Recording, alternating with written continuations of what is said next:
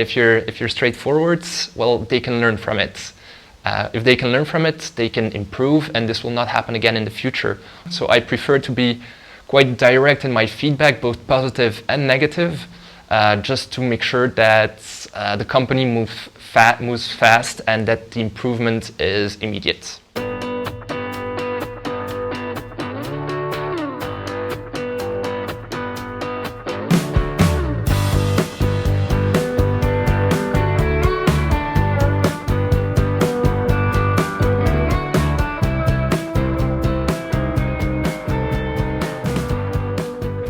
So hi, I'm Vincent. I'm 28 years old, so I come from Belgium, and I'm the CEO of My Room Abroad.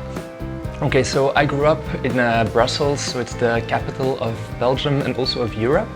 And so I have two sisters with whom I have a very good bond, as well as with my parents. So very, very happy childhoods and growing up, really. So I grew up also in Brussels, did my studies, my university there. And then I decided to move at some point to Taiwan. So I knew that the exchange program was a once-in-a-lifetime experience, and so it was also the opportunity to experience a real culture shock. And so this is why I was interested in both Asia and South America to go on my exchange. And then if it were to be Asia, I wanted to actually combine nature, cities, and technology, because I've always been interested in all of these things. And this is where Taiwan actually came out on top. And when I heard that I got Taiwan, I was super happy. And then for the courses that I took, so I'm a business student, so I had MBA courses, more particularly entrepreneurship courses, new technology courses, and also a Chinese course. So this was actually a very stressful period for me, renting a house. So back in 2014, there was no website to actually find a room. So the buddies from NTUST, Taikada, actually recommended me to come to Taipei without having a room up front. So I booked a hostel for a couple of weeks to be sure that I had the time to find a place to stay. But then it was very, very difficult to find a room. So I went in the street looking for a place, tried calling people, but nobody understood me. So that was really very, very stressful. And yeah, it actually lasted up to 3 weeks before I actually found my place. And this was by pure luck, because I actually stumbled upon a stranger on the street in close to Tai Power building. And well, luckily for me, I found a place this way. So this was, yeah, one of the most stressful periods of my life. Okay, so this is a very complete question. So indeed, I studied business management at university. So we had one very, very basic introductory course for IT, but that was totally irrelevant to what we're doing right now. So in the end, no, I did not have any courses at university for coding. So this is something I did learn all by myself.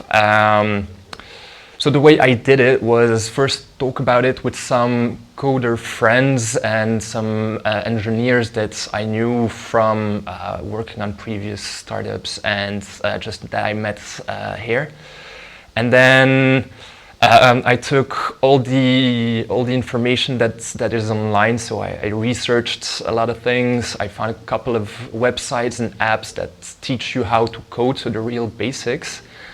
And then once I had the basics ready, I could actually, quite easily learn the more complicated stuff, also through online learning and through self-learning. So when we started My Room Abroad, I was actually working on another startup project of mine. So it started off as a secondary job, so a secondary project. So how we did it was we keep business hours, so 9 to 5, 9 to 6 for the main project, and then the rest of the time, so 6 to 9 and 7 a.m. to 9 a.m. We worked on my room abroad. But actually, so the first time we set up the platform, so my room abroad, it was actually a very basic web service that was not very modulable, not exactly what we were looking for, but it was an MVP, so a minimum viable product, which enabled us to do the bare minimum that we wanted to basically test the market. And then once, at some point, my room abroad became actually bigger than the primary project. So at this time we were already in Taipei. So we decided to become full-time on my room abroad. And that's where we had the second version of the website. So this was coded by an external coder. So this was a service that we asked from someone. It's a funny story about that. So after only 3 months, we got hacked by Russians. It's a stereotype, but unfortunately it happened quite fast. And that's basically the point where I realized that I needed to do the coding by myself, and that it was absolutely necessary for me to learn this skill, because the company could not go any further without that. So that's when I became actually full-time coding for 3 months. So I did learning and coding full-time for 3 months. This was also a very stressful period, actually. And after 3 months, we had again a product that was functional but not perfect, but it was doing the job. So then the website could function properly again. And since then, well, I've been adding features and new functions so that the website becomes a very good website nowadays. Actually, my inspiration for running a business actually started when I was very young. So when I was 13, actually, it all started when I was actually selling second-hand golf balls, which I found when running or bicycling near a field, and sold it to the neighbors of my grandparents. So that means that I always had it in me that I wanted to take action and do something. And then when I first started my businesses was when I was at university. So that was in my 3rd year of university. That's when I started my first business. So it was a friend of mine who came to me with an idea. And then I said, okay, let's do it. So we started the first business, which was actually quite profitable. Then after 3 years, we got a little bit tired of it. So we sold the company. And then since then, I've worked on 3 other projects. So one which failed very fast, and then 2 others. So the one I was first working on when we started my room abroad, and then my room abroad. And then we decided to fully focus on my room abroad when it became with the company with the most potential and the most intriguing for us. And so people who have actually inspired me and helped us there's actually so many people who have helped us to basically get our business bigger. First and foremost, obviously, the parents are super important because they support you through anything. But from a business point of view, we've had a lot of help from my university professor from Belgium who was teaching entrepreneurship. So he has also been a source of connections, a source of ideation, very great help for us. And then in Taiwan, we were part of the AppWorks Accelerator. So this is where, with my room abroad, we had the opportunity of actually meeting with a lot of more advanced companies such as AGO, many others, and meet with their CEOs and have the opportunity to actually talk with them directly. And so they've also been on different levels, whether it's marketing, suggestions, comments, just reviewing whatever we're doing. They've also been super helpful, and they have been giving us some very good material of thought.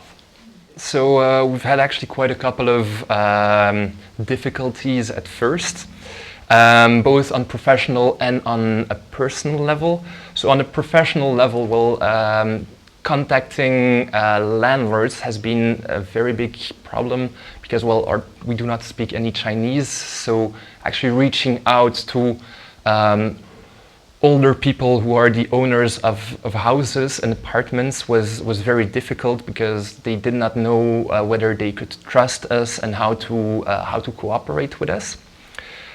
So that was one of the big issues, and then another professional issue was the tech. So as I already discussed before, it was a big challenge to get some decent tech up and running. But then also on a personal level, so my longtime girlfriend was staying at first in Belgium, and then yes, I had to convince her to come to Asia. But in the end, she was very happy, and now she's part of the My Room Abroad team, and she's a great asset to our team. Well, the challenge of the landlords has been mainly resolved by our very good employees. So they've been very helpful at convincing landlords, at talking with them, at convincing them. I don't think we could have made it this far without our employees. They're the greatest asset of the company. This is something we did from Belgium, actually. So we had the first landlords when we were still operating in Belgium. So these are actually landlords that we met through the experience of our exchange here. And then we also talked with a lot of other people to get their landlords. And these were actually landlords who were used to working with foreigners who actually already spoke a little bit of English. So convincing them was relatively easy. And so we got these 300 rooms from only just a couple of landlords who were managing all these rooms. And so getting the first 300 rooms up and running was easy, but actually getting up to 1,000 rooms was fairly doable. But getting from 1,000 to the now over 3,000 rooms that we have on the website, that's been the greatest challenge, and which the employees have been doing very good. So for the events part of the question, well, it actually first started when we actually were still discovering Taiwan, and when the surroundings of Taipei more. And we didn't know that many people here yet, so we actually just organized these events to get to know people and to show them what we had already discovered and to discover new things together. And then this naturally became a good way to make some word of mouth, so get our company known among foreigners in Taiwan. And then all of a sudden, we had one event that we created. We were going to a water slide, and 100 people showed up. We were not expecting. We were expecting like 10 people. But anyways, we just went there. It was an amazing afternoon. But that's also the moment we realized that we needed to put some structure around our events. And so this became actually an integral part of our core business, because the tenants actually do not know exactly what to do when they come here for a certain amount of time. And so we actually help them to discover the beauties of the Taiwan nature. So that was for the events parts. And then for the reservation part, so indeed we at My Room Abroad, you can actually book your room up front. So this is actually a problem that's quite ubiquitous. As soon as somebody leaves, you usually have 1 to 2 months of rooms which are not filled, well, simply because there's no follow-up, there's no possibility to book it up front. Once it's empty, you need to put it up, and then it takes some time before it's seen. You need to organize visits, rearrange everything. So it's a big mess, really. So that's where technology can actually come in, and where we at My Room Abroad found a solution for this is that, well, you have currently someone in your room, well, you know the time of end of the contract. You put this as the next availability, and then anybody who's actually looking for a room for that time can book it for an undetermined period of time from that moment onwards. So this is actually a win-win for everyone. Landlords do not lose months of rent due to unoccupancy, and tenants do not need to search for weeks before when they arrive and do not have this stressful time. So everybody's basically happy with the solution. There's again a lot to this question. So I get fulfillment from a lot of things. So on the one hand, there's the fact that the company is growing, that we get more and more employees, and that we all grow together. And to actually see the company grow, this is extremely rewarding for me.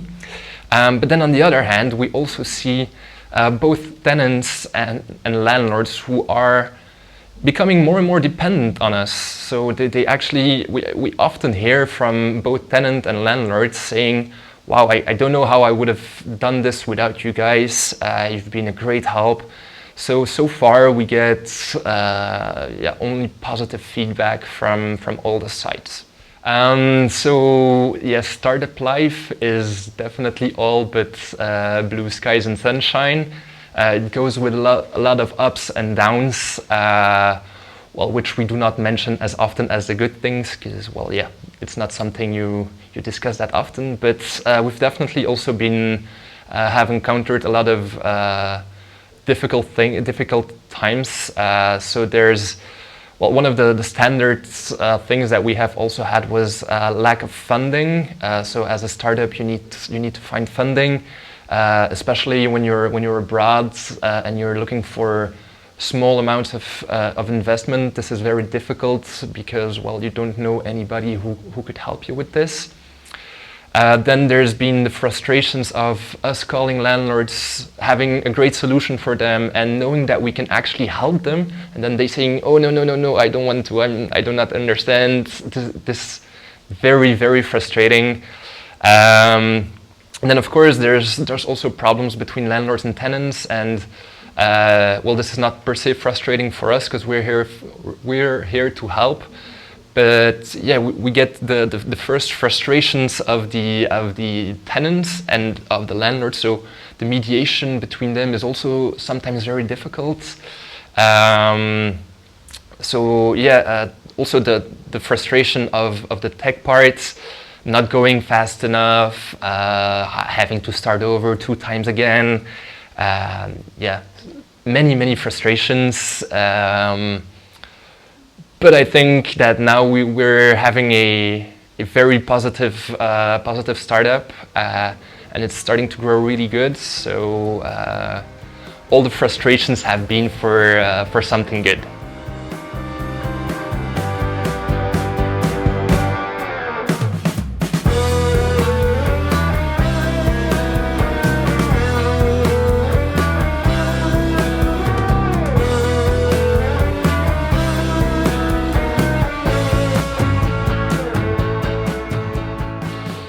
So there are indeed websites for foreigners. Not per se for foreigners, also for locals.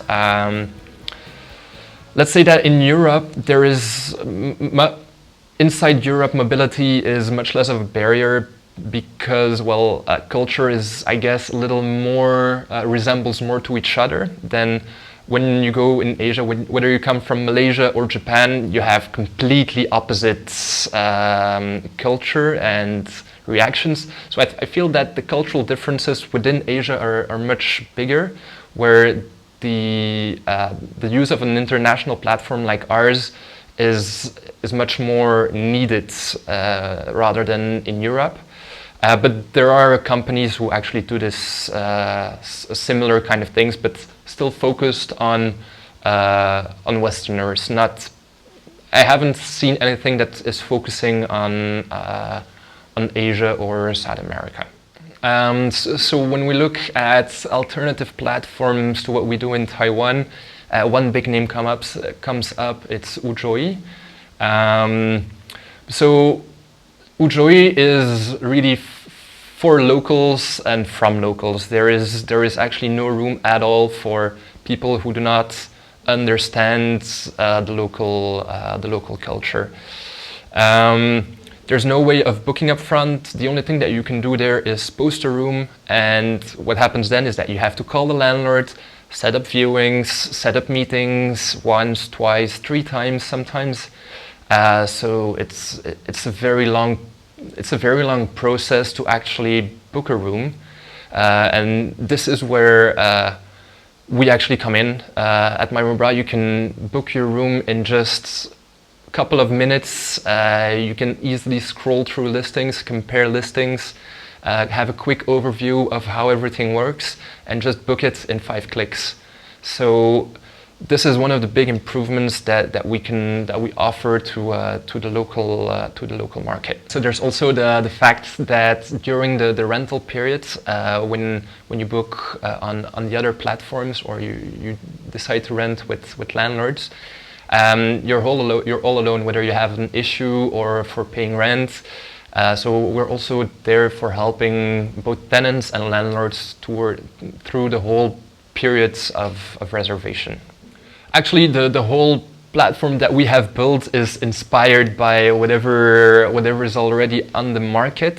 Well, you have to get your inspiration from somewhere. So we try to look always at what other people are doing at all times, and try to pick from there the best things that we think are necessary for the current market.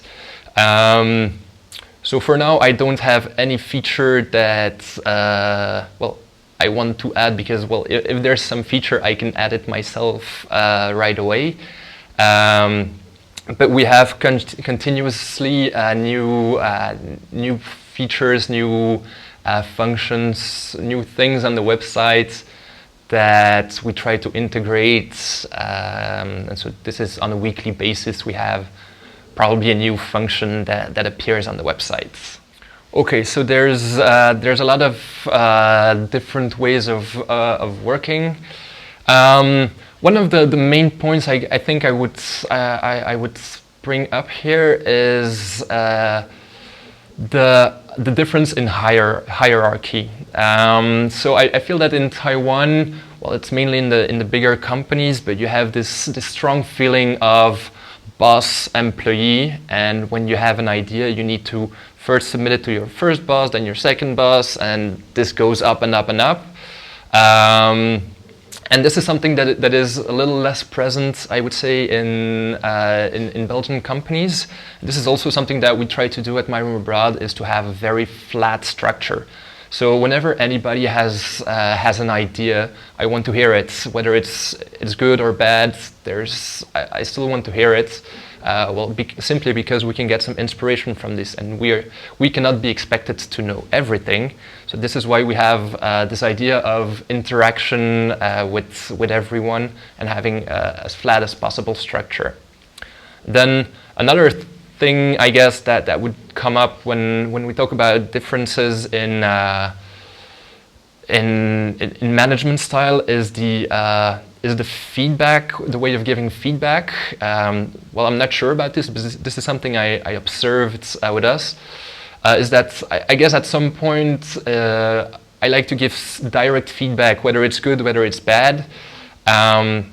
And I have a feeling that in Taiwan this is less done, because I feel that the employees had a little bit of a shock when I was very direct with them. But this is because I think that if you're straightforward, well, they can learn from it. If they can learn from it, they can improve, and this will not happen again in the future. Whilst if you go around and go around. It will take 1 year before they actually know what was wrong. So I prefer to be quite direct in my feedback, both positive and negative, just to make sure that the company moves fast and that the improvement is immediate. Taiwan is a beautiful country, and the things I really love here are, on the one hand, nature, and on the other hand, the people.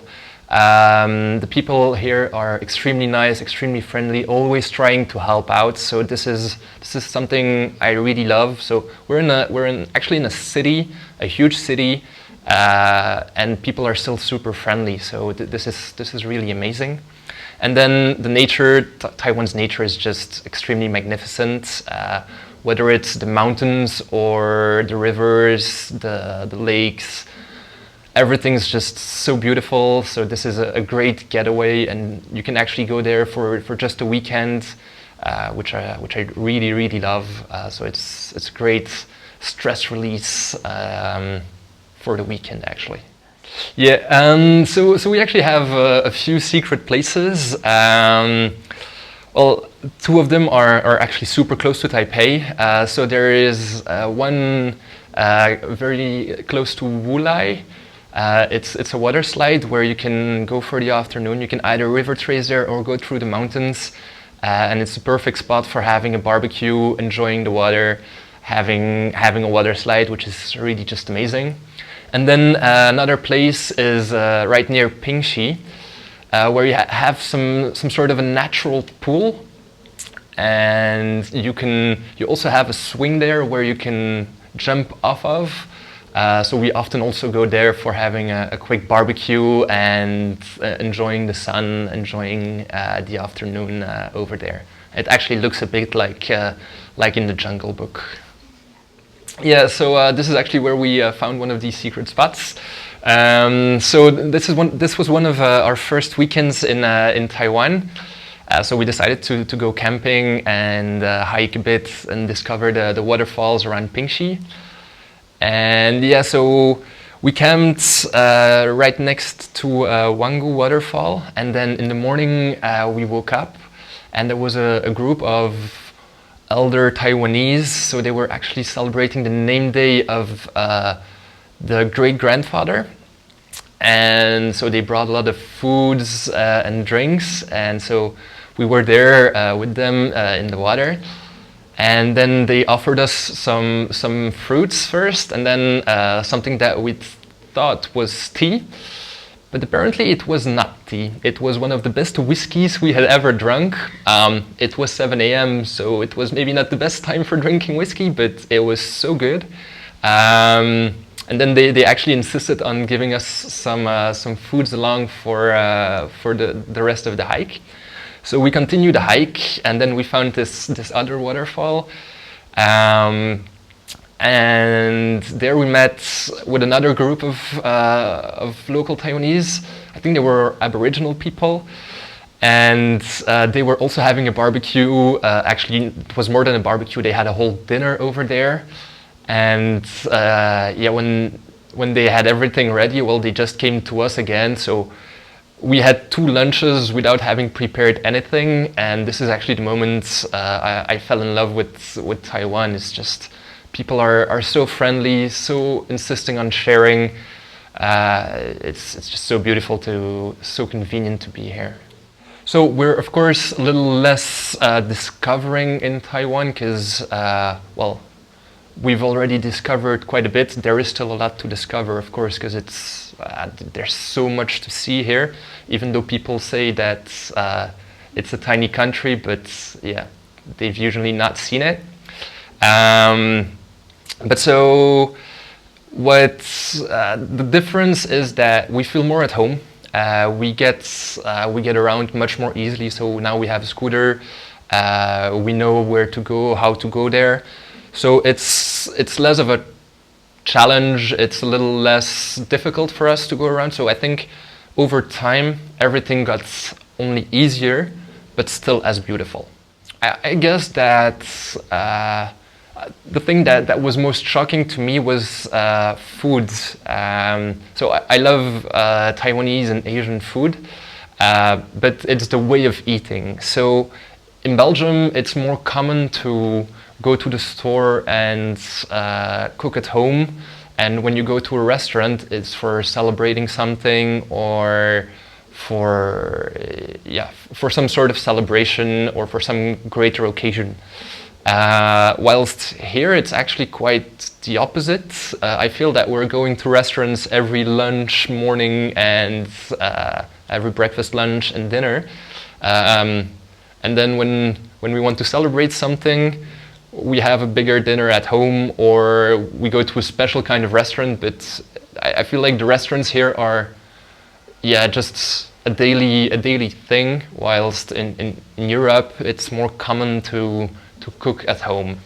Well, most of them think Taiwan is tiny and that there's nothing to see here except for industry. But I just usually reply to them, well, have you ever been there? Because Taiwan has so many secrets, so many beautiful things that I can only recommend everyone to come to Taiwan, at least for discovering everything. Obviously, friends and family are the things that I miss the most up front. This is just natural. This is also, thanks to technology, I can call them whenever I want. It's just a phone call away. So this is actually quite easily overcome. Then there's the food from Europe, which you cannot really find here. So this is something that I take care of at New Year's and Christmas. So when I go home for each year for the Christmas celebrations with the family, and then we get just an overdose of food, so we're good to go for another year. We've actually had this year quite a few friends and both my and Sandrine's parents who came to Taiwan. So we actually showed them everything that we know of Taiwan culture and the best Taiwanese foods, the best sightseeing. So we showed them around for, I think we had 5 visits this year, so we went 5 times around. So that's been really nice. And then bringing Belgian culture here, it's a little difficult, but I guess from a company perspective, I try to take best from both worlds. So this is what we try to do at Marumbrad, and that's also my managing style. I try to take what I think is best from Taiwanese culture and from European culture and try to mix it all together to have something that everybody feels comfortable with. Yes, so this is actually one of the most difficult things that we need to grow all together. So we cannot have one side working without the other sides also working. So the platform is the code part, which is absolutely necessary and which is now in place and functions. So now we have to grow both landlord and tenant side at the same pace. And this is where it becomes very difficult. And this is, I guess, one of the other big challenge that we have at Marumbrad is just to make sure that when we have more rooms, we need more tenants to fill these rooms. But when we have more tenants, they might want other rooms. So it's always this matching that is absolutely necessary and that we need to do at all times for making the company work. So we don't have one specific person that actually helps us. So we don't have this assigned mentor or assigned person that we go to. Depending on the issue that we're facing at the time, we go to the person that we think is most relevant to fix or to help us overcome the problem. So as I mentioned before, one of the persons that helped us a lot was my professor at university. And then through AppWorks Accelerator, we've also met with a lot of more important people that have been running companies for a while and to whom we can go with various business questions, whether it is regarding marketing, tech, regarding anything really. There's plenty of people that we go to, but there's not this one single individual that we can really point out. So I think that the Taiwan government already does quite a lot of things for making it easy for foreigners to land and to come to Taiwan. For example, the entrepreneur visa has been very, very helpful for us and has already helped quite a lot of people. There is, however, as in any country, a lot of bureaucracy that comes along with it, and I guess for the renewal of this visa, it is quite difficult because the conditions are relatively high. So we just managed to get this, but I've heard of a lot of startups that failed to meet these criteria. So perhaps making the criteria more feasible for startups would be something good. And then also marketing. I guess Taiwan has a small issue with marketing itself because it's still known as this industry place. It's not known at all for everything that's around it. So it has beautiful cities. It has an amazing East Coast. It has the most wonderful mountains that you can find on such a limited territory. So it's actually just a matter of promoting, I guess, itself and getting people to know about Taiwan. So I guess some sort of marketing could actually do good for Taiwan. We're trying our best to do our share, so we're promoting it amongst all students, and we have our blog where we share cool things to do in Taiwan. But yeah, I guess trying somehow to put this forward would be beneficial for if Taiwan actually wants to attract more tourism. So for young people who want to launch their company, I completely encourage it. But I usually also want to warn them, because launching a startup company comes with a lot of difficulties. So if you want to do this, absolutely go for it, but do think twice about the consequences. You will not sleep a lot, and you need to be prepared for all the bad stuff that will happen. And to people who want to come to Taiwan to do business, absolutely encourage it. Taiwan is a great place to test the market for the Asian market. It's easy to enter. It's easy to have the visas. It's easy to set up. So yeah, absolutely encourage anyone who wants to launch a business in Taiwan. So for now, well, the goal for the company is to do our initial expansion. So we're going to Malaysia. So it would definitely, on a professional point of view, be a great accomplishment when we actually achieve as a team to get the first sales in the new country.